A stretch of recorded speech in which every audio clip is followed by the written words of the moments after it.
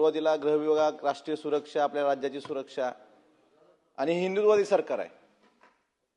मंत्री महोदय ऐकत असते, गृहराज्यमंत्री होते इथं. नाही, तुम्ही लिहा, उत्तर द्या उद्याच. अध्यक्ष महोदय, आपल्या महाराष्ट्राचे आराध्य दैवत छत्रपती शिवाजी महाराज आणि आपल्या तमाम महाराष्ट्रातल्या सर्व जनतेची कुलस्वामिनी आई तुळजाभवानी. अध्यक्ष महोदय, 1659ला विजापूरचा एक सरदार अफजल खान तुळजापूर पंढरपूर मार्गे छत्रपती शिवाजी महाराजांच्या स्वराज्यावर स्वारी करून ते स्वारी आली होती.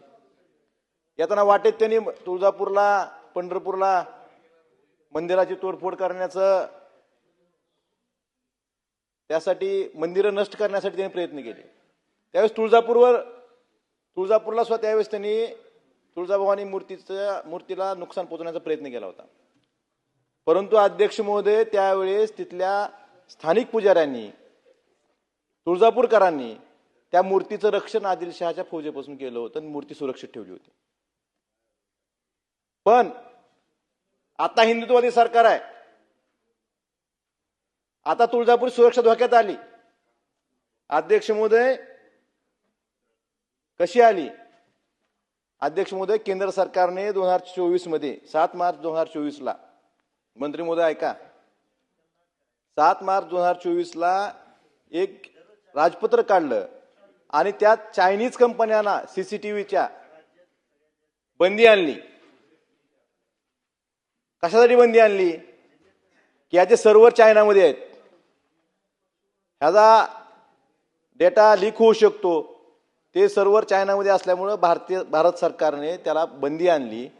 पण आपल्या गृह विभागामार्फत एक काम झालं, सीसीटीव्ही तिथं आता सीसीटीव्ही बसवले 64-67 ठिकाणी.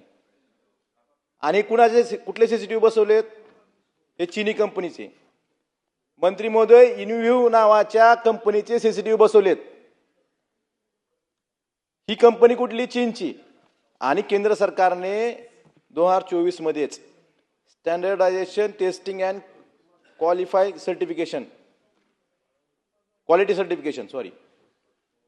STQC हे नॉर्म्स लागू केले होते. आणि स्पष्ट असे आदेश होते केंद्र सरकारचे की ज्या कंपन्या STQCच्या इम्पॅनलमेंटमध्ये आहेत त्यांचे सीसीटीव्ही बसवायचे.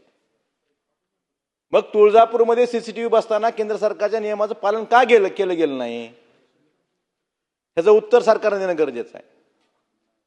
तुम्ही अयोध्येतल्या रामाच्या दानपेटीत पण चोरी होते आणि इथं आई तुळजाभवानीची सुरक्षा धोक्यात आपण घालताय. हे हिंदुत्व आहे का आपलं?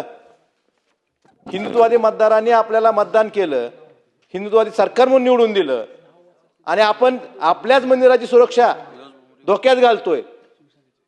हेच हिंदुत्व आहे का? हा प्रश्न सर्व हिंदू समाजाला पडलेला आहे. अध्यक्ष महोदय, याबाबत STQC मध्ये इम्पॅनलमेंट नसताना सुद्धा त्या ठिकाणी सीसीटीव्ही बसवले गेले. आणि ह्याची कार्यान्वित यंत्रणा कोण आहे? अध्यक्ष महोदय, मंत्री महोदय, गृह विभाग कार्यान्वित यंत्रणा आहे. मग ज्यांच्याकडे सुरक्षेची जबाबदारी असते त्यांना तर माहित पाहिजे ना केंद्र सरकारचे गाईडलाईन्स काय आहेत. भ्रष्टाचार तुम्ही रस्त्यात करता, पुलात करता, कशातही करता, पण देवाला तरी सोडा. देवाला तर सोडलं पाहिजे ना. आपल्या महाराष्ट्राची कुलस्वामिनी आहे, त्या ठिकाणी सुद्धा तुम्हाला भ्रष्टाचार करावा वाटतो, त्या ठिकाणी सुद्धा पैसे खावं वाटतात. ह्यापेक्षा महाराष्ट्र दुर्दैव कुठलं जाऊ शकत नाही. त्यामुळे अध्यक्ष महोदय, माझी विनंती आहे की याची SIT चौकशी झाली पाहिजे.